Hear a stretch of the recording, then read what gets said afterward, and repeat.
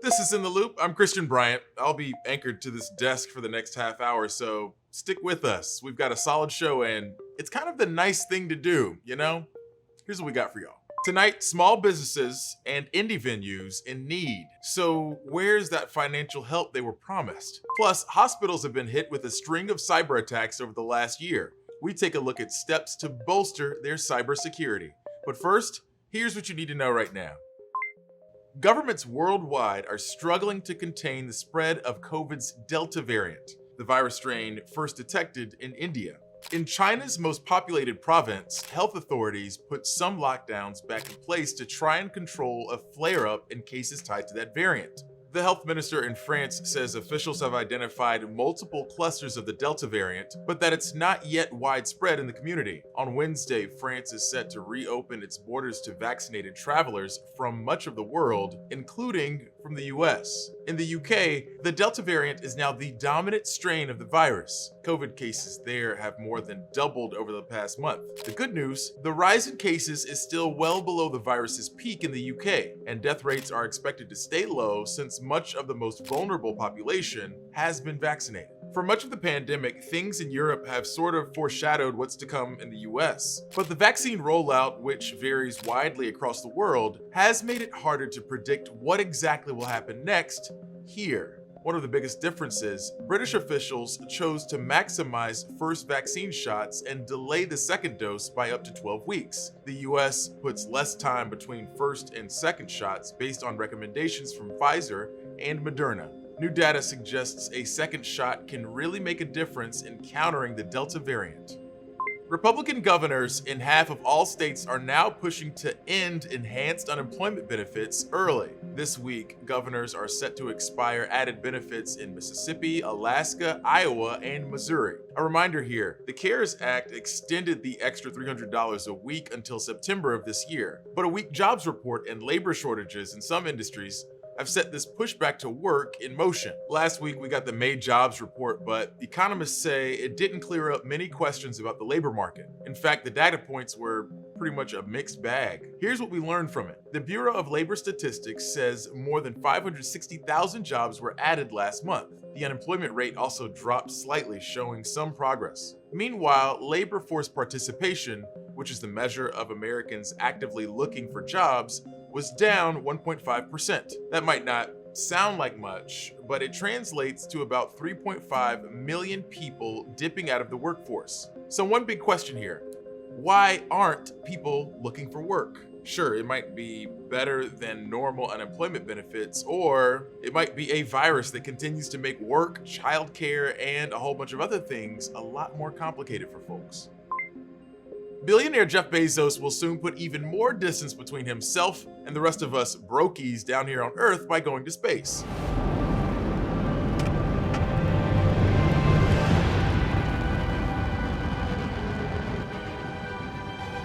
Bezos announced that he'll be on board when his rocket company Blue Origin makes its first manned flight next month, and he's taking his brother Mark along with him.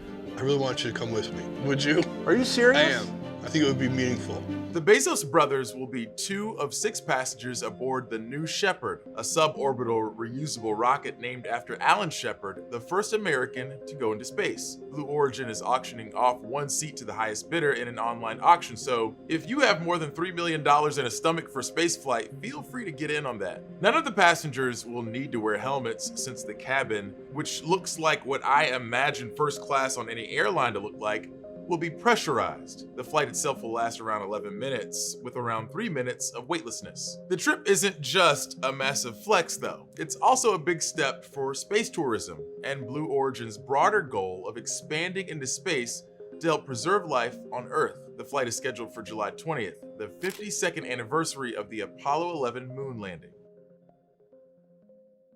During the pandemic, the Small Business Administration set out to award much-needed funding for hard-hit businesses, like the country's independent theaters and concert halls. But since that money was approved by Congress, business owners have run into problem after problem with accessing those funds, like being declared dead when they're actually alive. Newsy's Patrick Terpstra has been looking into the issues and tells us more about how it has affected owners at this point in the pandemic. We got hit head on, and we need the money. Dante Ferrando is among thousands of small venue owners still waiting on a federal grant to help his club through the pandemic.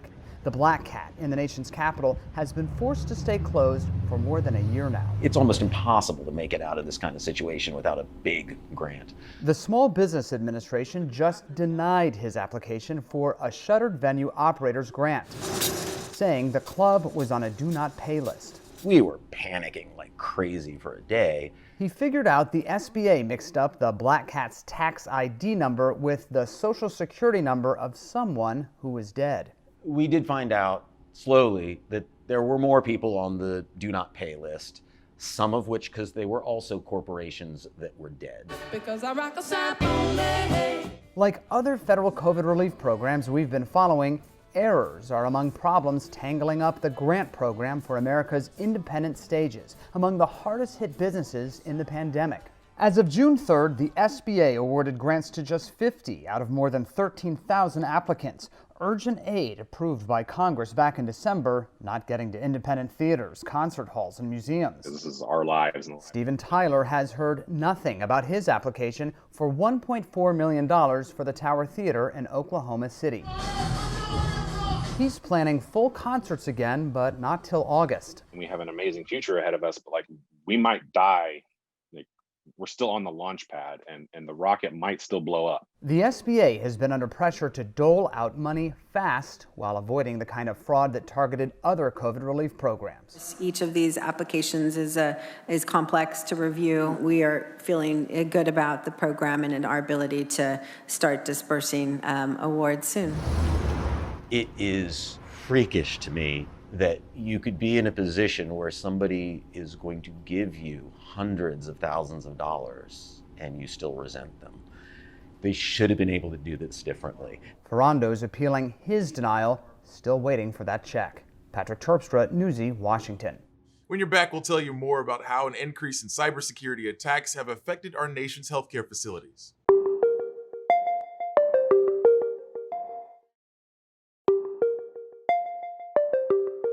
The pandemic slammed businesses, including healthcare systems. On top of the stress of COVID-19, healthcare facilities also experienced more cybersecurity attacks. National reporter Chloe Nordquist tells us more about how those attacks can affect you and what health facilities and businesses can do to prevent future attacks. Healthcare has always been a target, but it tremendously just blew up when the pandemic started. Angela Coble with Lincoln Health is talking about cybersecurity. As the pandemic stressed healthcare systems, the industry also saw more attempted cyber attacks. A lot of our employees were working remotely as we closed the hospital down, which made us vulnerable. Everybody was so busy fighting COVID and trying to figure out what was happening with COVID that we didn't have the resources to put towards IT security. Hospitals are at a higher risk for attacks. Many of us have personal, private information shared with our doctors, often stored digitally. So for the past few years, Lincoln Health has used a third-party company to manage its IT system. That's where Lance Godsword with Reliable IT comes in. Healthcare organizations they need to be very careful with that information. And I'll tell you, the value of each of these records is also very high. It's scary to think how much a hacker could sell even one record for. And hacking is getting easier. My 15-year-old daughter could go to the internet and download instructions on how to hack a lot of healthcare systems. It's incredibly easy to find and use hacking tools and also to, again, there's services that you can just kind of outsource all of this to if you want to. It's not just hospitals that are seeing these data breaches and ransomware attacks. Earlier this year, a cyber attack on the Colonial Pipeline caused a disruption in fuel transportation, leading to gas shortages in the southeastern U.S. And JBS USA, the world's largest meat supplier, recently announced it too was targeted by a cybersecurity attack. There are more that go unreported, as there aren't regulations in place in most industries to report these incidents. So the healthcare sector and the financial sector in particular have government requirements to report when they actually get breached. So what does all of this mean for your data and your accounts? Cybersecurity expert Nathan Evans says part of it is trust in the organization you give your information to. So there's not really anything we can do on an individual basis to protect our medical information.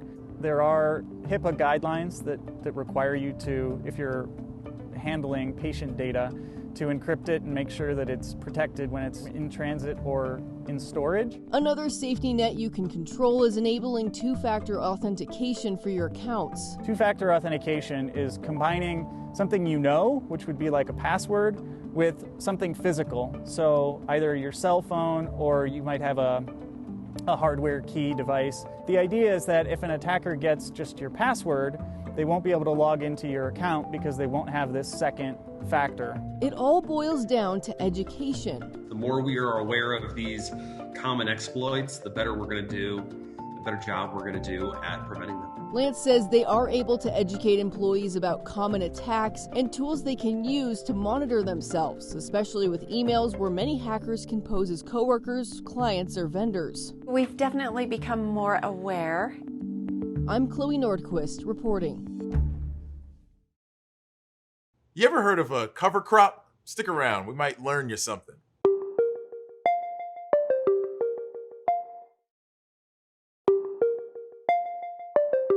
Climate change has already begun impacting U.S. agriculture, and some farmers have fought back by using crops that help protect and enhance their soil. Newsy's Stephanie Sandoval tells us more about so-called cover crops and why, despite their benefits, planting them isn't always an option. For farmers, soil is everything. I can't afford to hurt my soils. Liz Graysnack is the owner of Happy Hollow Farm, a 10-acre USDA-certified organic farm in the small village of Jamestown, Missouri. It's one of only a few organic vegetable farms in the state. My farm in general is pretty small, like the amount of ground that I'm growing in is pretty small. So we ask a lot of our soils. Cover crops are used to protect and improve soil health. They're plants like red clover that are meant to cover the ground, not to be harvested. They slow runoff, which can both reduce the loss of topsoil due to erosion and increase soil nutrients. Where I am farming right here, there's some significant clay in the soils, and the cover crops have helped a lot.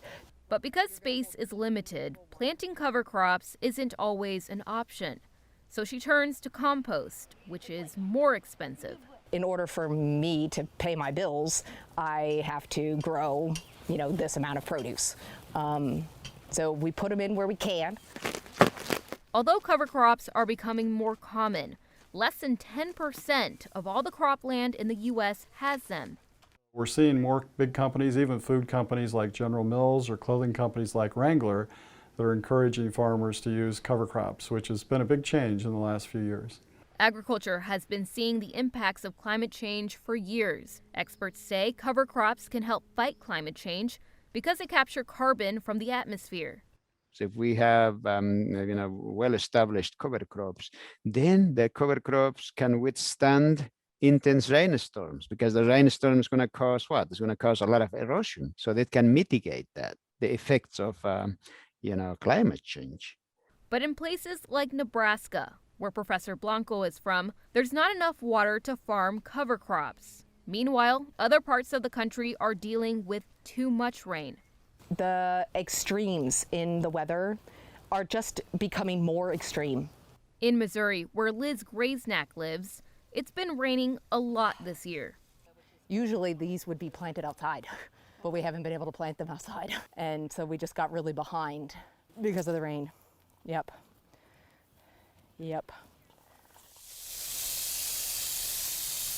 If I didn't have these high tunnels, we would be in big trouble. And I have fields out here on the other side of these high tunnels that literally I haven't been able to get a tractor in for 2 months. Just been way too wet. You cannot work ground when it's wet. You damage the soil so badly. And I'm not saying that farmers don't do that. They do. But I'm not going to. Stephanie Sandoval, Newsy. If you haven't done so already, feel free to reach out to us on Twitter using the hashtag #NewsyInTheLoop. Let us know what you think of the show or if there's anything you'd like to see us do more often. Things I'm committed to doing less often: showing off my Apple box, turning over my mug to reveal nothing, and ASMR. We're going to leave that back in the first chapter of the pandemic.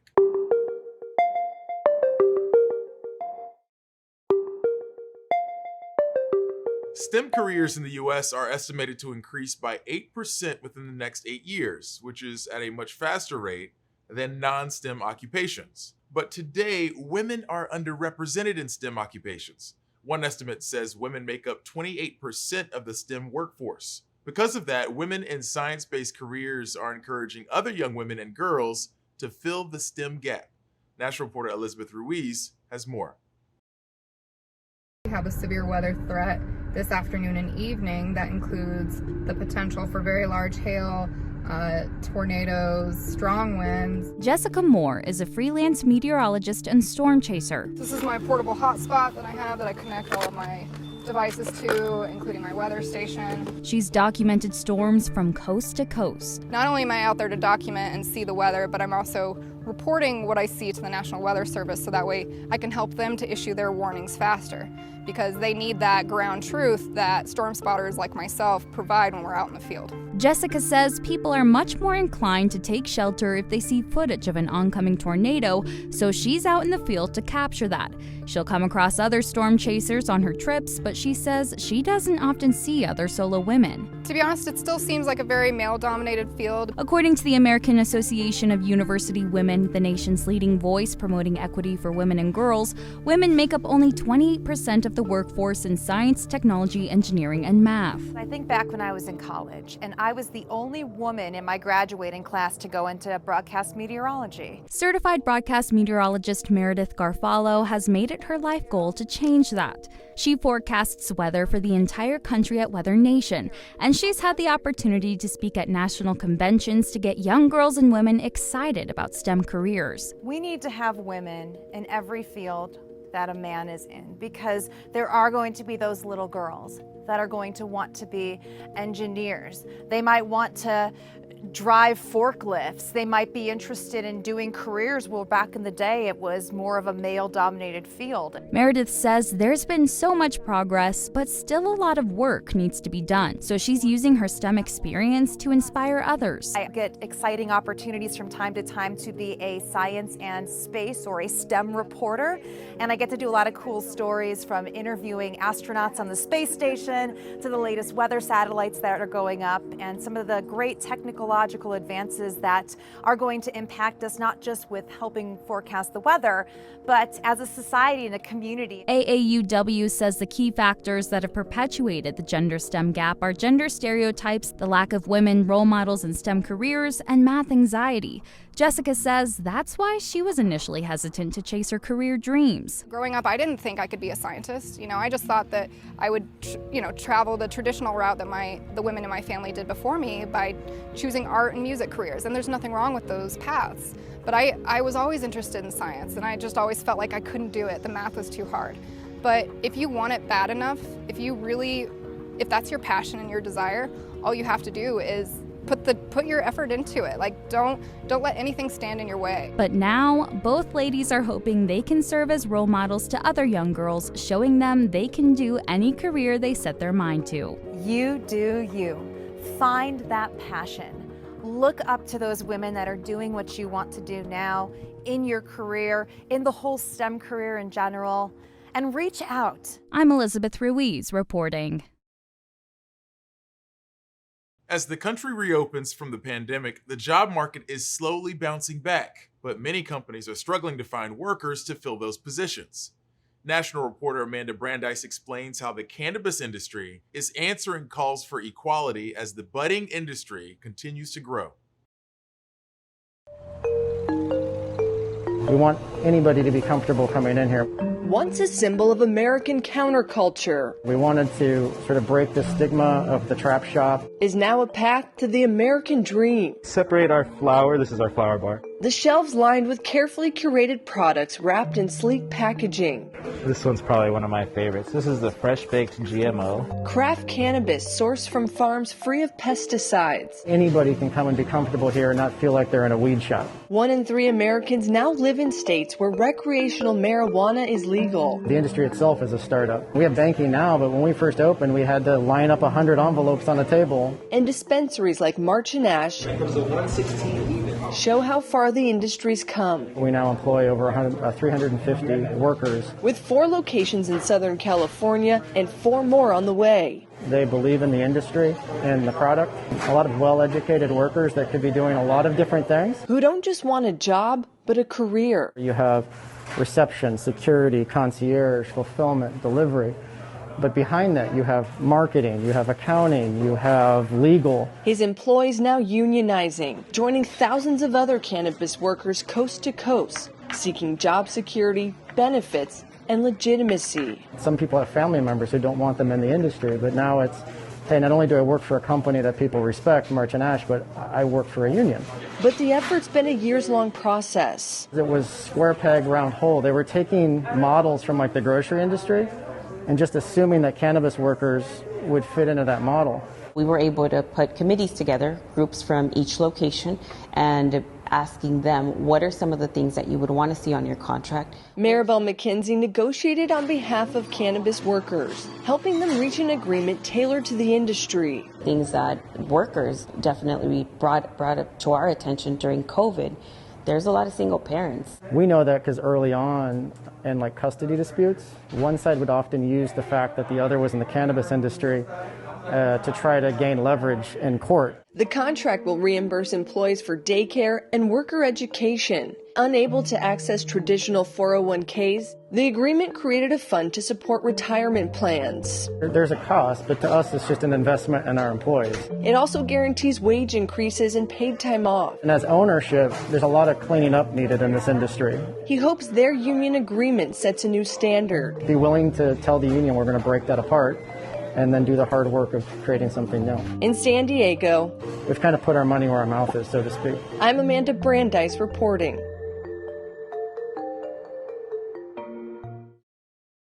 That's it for us, gang. As always, thanks for watching. We'll be back tomorrow with more In the Loop. Same time, same place. Top stories from Newsy are headed your way right now.